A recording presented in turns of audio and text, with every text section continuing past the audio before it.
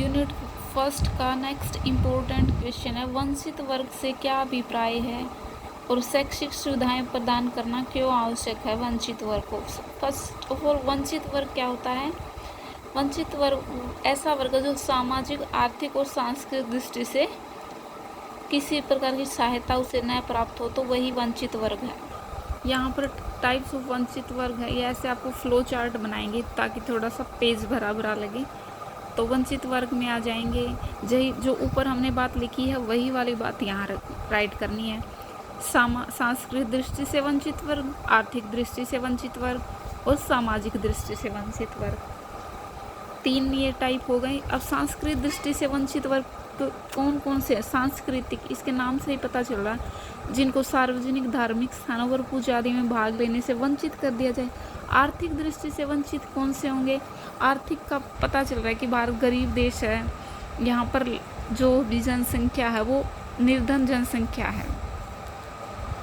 तो इसमें ये कहा ग्रामीण क्षेत्र में शिक्षा का अभाव है, वहाँ जनसंख्या की मात्रा अधिक है, माता पिता व बच्चे 2 समय के भोजन के लिए संघर्ष करते हैं। तो ये आर्थिक दृष्टि से वंचित वर्ग हो गया।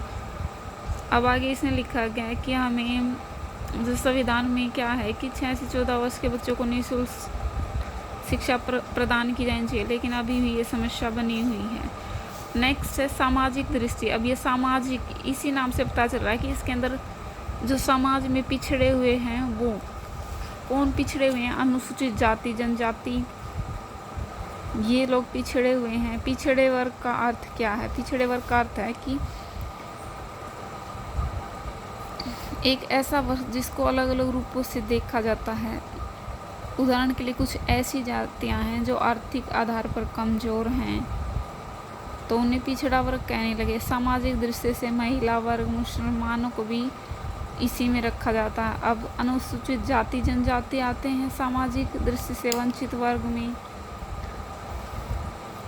नेक्स्ट है महिलाएं आती हैं। अनुसूचित जाति, जनजाति वाली हेडिंग में आपको क्या लिखना है कि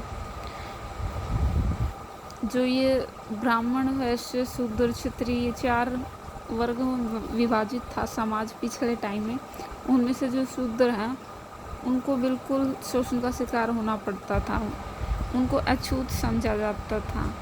तो उनके लिए एक उनको अलग से एक सूची में अनुसूचित जातियों में कहकर संबोधित किया जाने लगा।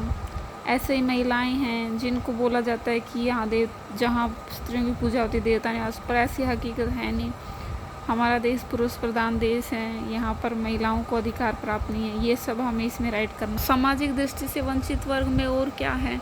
दिव्यांग लोग हैं, अल्पसंख्यक है, इनके लिए भी हमने आरक्षण प्रदान किया हुआ है। अब नेक्स्ट जो मेन हेडिंग है कि वंचित वर्ग, उसमें शैक्षिक सुविधाएं देने की आवश्यकता है। क्यों आवश्यकता है? हमारे प्रजातंत्र की सफलता के लिए आवश्यक है।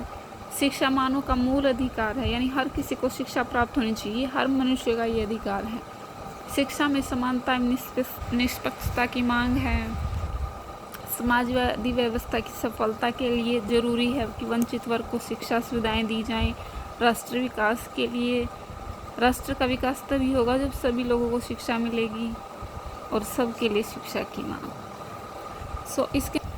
इसके अंदर आपको मेनली हेडिंग पता होनी चाहिए। हेडिंग आपको पता तो आप अंदर अपने आप से बनाकर भी कर सकते हैं। जैसे वंचित वर्ग है जिनको 3 आधार पर वो वंचित हैं, आर्थिक, सामाजिक, सांस्कृतिक। आर्थिक में धन की कमी है, सामाजिक में सामाजिक रूप से पिछड़े हुए हैं, जैसे महिलाएं, अनुसूचित जाति, जनजाति, दिव्यांग और अल्पसंख्यक। और